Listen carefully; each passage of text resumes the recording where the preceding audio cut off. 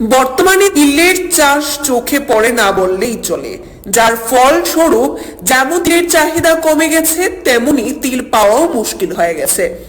সমতলে তো তিলের চাষ নেই বললেও চলে, তবে এখনো তেলিয়ামুড়ার বিভিন্ন প্রত্যন্ত অঞ্চলে চোখ রাখলে কিছু কিছু জায়গায় জুম চাষের মধ্যে তিলের ফলন লক্ষ্য করা যায়। তেলিয়ামুড়া মহকুমার কাকড়াছড়া এডিসি ভিলেজে নোনাছড়া এডিসি ভিলেজের বিভিন্ন গ্রামে জমিয়ারা এখনো অর্থকরী ফসল জুম চাষের মধ্যে তিলের চাষ করে যাচ্ছে। কিছু কিছু জমিয়ারা এই তিল চাষ করে তিলকে বাজারজাত করে সংসারে ভরণ পোষণ করে যাচ্ছে বলে প্রতি বছর জানা যায়।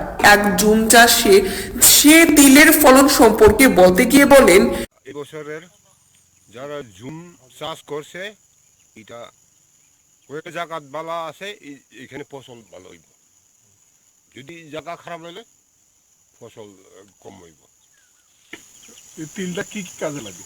তিলটা কাজও লাগে, বিভিন্ন কাজ লাগে। তেল খাওয়ান যায়, এটা দাম বেশি।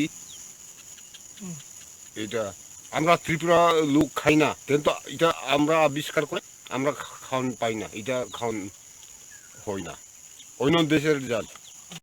প্রতি বছরই জুমের একটা অংশে তিলের চাষ করে থাকেন। যদি জুম চাষের উপযুক্ত জায়গা হয় তাহলে জুমে তিলের ফলন ভালো হয়, কিন্তু কিছু কিছু জায়গায় এই বছর জুমে তিলের ফলন ভালো হয়নি। যে সকল জুম চাষি এবছর তিলের উপর নির্ভরশীল করে এবছর ওনারা ক্ষতিগ্রস্ত হবেন বলে জানান একজন জুম চাষি। কারণ ওই সকল এলাকায় এবার প্রথম দিকে অনাবৃষ্টির কারণে সঠিক সময়ে বীজ বপন করতে পারেনি জুম চাষিরা। সরকারি সাহায্যের দাবি জানান জুম চাষিরা।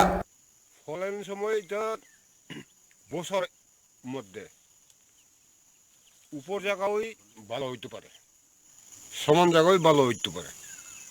তো এই বছরের মধ্যে দুইবার আন আছে। জায়গাটা তিল খারাপ হয়েছে, ভালো না।